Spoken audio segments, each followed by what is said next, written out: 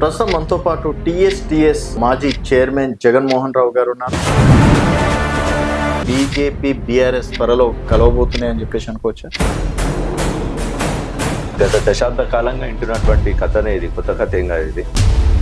తెలంగాణ రాష్ట్రం ఆవిర్భవిస్తున్నటువంటి సమయంలో కూడా 2014లో కాంగ్రెస్ తెలంగాణ ఇచ్చిందని చెప్పి ఆల్రెడీ వారు ప్రచారం చేసుకున్నారు కదా. కాబట్టి కాంగ్రెస్ లో విలీనం అయిపోతుంది అని చెప్పి ఇట్లనే ఇదే విధమైన ప్రచారం చేసినారు. కానీ రిజల్ట్ ఏ విధంగా వచ్చింది? 2014లో సింగిల్ గా పోయింది టీఆర్ఎస్ పార్టీ. కేసీఆర్ గారి నాయకత్వంలో సింగిల్ గా గవర్నమెంట్ ని ఫామ్ చేయగలిగింది.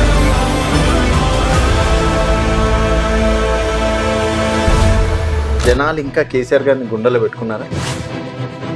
తెలంగాణ రాష్ట్రానికి ఈ రోజుకి కూడా the strongest political power, the strongest political leader in Telangana is undisputedly KCR గారి.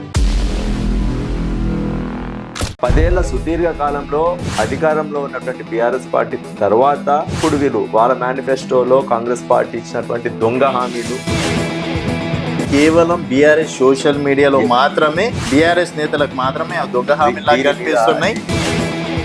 ఇష్టానుసారంగా మేనిఫెస్టోలో మేము ఇవన్నీ చేస్తామని చెప్పి అధికారంలోకి వచ్చిన తర్వాత ఓవరాల్ చేతులు ఎత్తేస్తే కరెక్టా? అది ఇప్పుడు ఎట్లా దీన్ని నడిపియాలి, ఎక్కడ ముంగడు తీసుకుపోవాలనేది ఆయనకి ఇంకా స్పష్టత లేదు. ఏం చేయాలనేది కూడా స్పష్టత లేదు. కాళేశ్వరం అనేది మెయిన్ ఇష్యూ.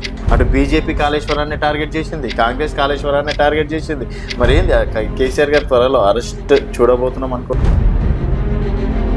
అసెంబ్లీలో ముందు పెట్టినప్పుడు ఖచ్చితంగా ప్రతి ఒక్క ఆరోపణకి సమాధానం ఇవ్వడానికి బీఆర్ఎస్ పార్టీలో ఉన్నటువంటి నాయకులందరూ కూడా సన్నద్ధమై ఉన్నారు. ఎందుకంటే వాళ్ళు చేస్తున్నటువంటి ఆరోపణలన్నీ కూడా తప్పుడు ఆరోపణలు.